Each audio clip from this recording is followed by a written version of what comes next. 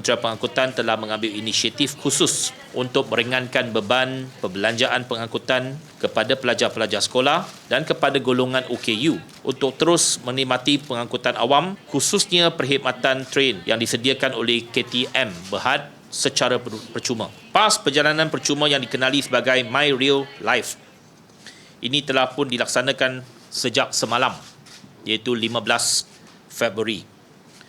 Ianya merupakan inisiatif yang diperkenalkan khusus untuk pelajar sekolah tahun 1 hingga ke tingkatan 6 yang berumur dari 7 tahun sehingga 19 tahun serta golongan OKU.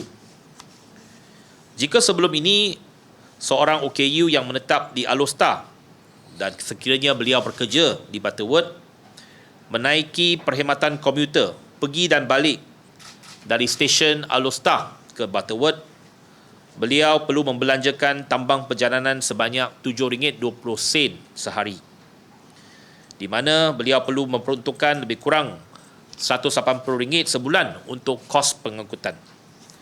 Dengan adanya PAS My Real Life ini, penjimatan perbelanjaan pengangkutan adalah sebanyak RM180 untuk sebulan. PAS ini juga boleh digunakan tanpa had bagi perkhidmatan yang saya sebutkan tadi. Kementerian Pengangkutan amat komited terhadap agenda kerajaan untuk mengawal kos sara hidup. Adalah diharapkan langkah ini bukan sahaja dapat memanfaatkan para pelajar dan OKU, tetapi juga meringankan beban kewangan ibu bapa yang menampung kos pengangkutan anak-anak mereka. Selain itu, saya juga memahami bahawa bagi setengah masyarakat, perkhidmatan KTMB bukan hanya mod pengangkutan semata-mata, tetapi merupakan satu saluran penting untuk anak-anak mereka pergi ke sekolah untuk menuntut ilmu. Sebagai contoh, di Kelantan, lebih 100 pelajar di Kuala Gris bergantung kepada perkhidmatan shuttle timuran KTMB untuk ke sekolah di Dabung pada setiap hari. Dengan adanya perkhidmatan ini, maka pelajar-pelajar ini akan dapat pergi ke sekolah setiap hari percuma. Dan ibu bapa tak perlu menampung apa-apa kos pengangkutan untuk pelajar-pelajar ini. Bagi menikmati faedah ini, para pengguna yang layak perlu mendaftar dengan KTMB untuk mendapatkan nombor Passenger Name Record atau PNR terlebih dahulu. Pendaftaran boleh dibuat secara online melalui aplikasi KITS ataupun KTMB Mobile atau merayari laman sesawang KTM. Sejurus mendaftar dan kelulusan diperolehi, pengguna boleh mendapatkan PAS My Real Life menerusi pautan Real Pass di dalam aplikasi KITS ataupun KITS atau melalui sesawang KTM Berhad di laman www.ktmb.com.my. Pengguna juga boleh mendaftarkan PNR untuk mendapatkan My Real Life di kaunter KTMB. Permohonan pendaftaran PNR boleh dilakukan oleh penumpang atau bagi pihak penumpang dengan mengumpulkan dokumen seperti berikut. Untuk pelajar tahun 1 sehingga tingkatan 5, perlu mengemukakan hanya salinan asal MyCard, MyKit ataupun sijil lahir.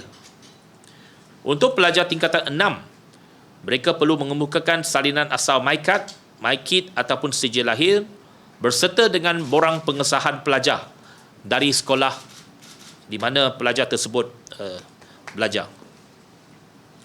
OKU perlu mengemukakan salinan asal MyCard, MyKit, sijil lahir berserta salinan asal kad pendaftaran OKU Jabatan Kebajikan Masyarakat. PAS My Real Life ini sah digunakan antara stesen mula dan stesen destinasi yang dicatatkan dan boleh digunakan tanpa had dalam tempoh sah guna tersebut. PAS hanya boleh digunakan oleh penumpang yang namanya dicatatkan dan tidak boleh dipindah milik. PAS percuma ini layak bagi perkhidmatan shuttle timuran KTMB yang melibatkan 14 buah laluan antara Gemas sehingga ke Tumpat. Ini khususnya untuk rakyat di Pantai Timur, di antara Gemas sampailah ke Tumpat. Perkhidmatan KTM komuter sektor Lembah Kelang, iaitu laluan Pulau Sebang, Batu Cave dan Pelabuhan Kelang Tanjung Malim, serta komuter sektor utara, iaitu laluan Padang Rengas, Butterworth, dan Padang Besar Butterworth. Ini juga merupakan satu laluan yang penting di negeri-negeri utara.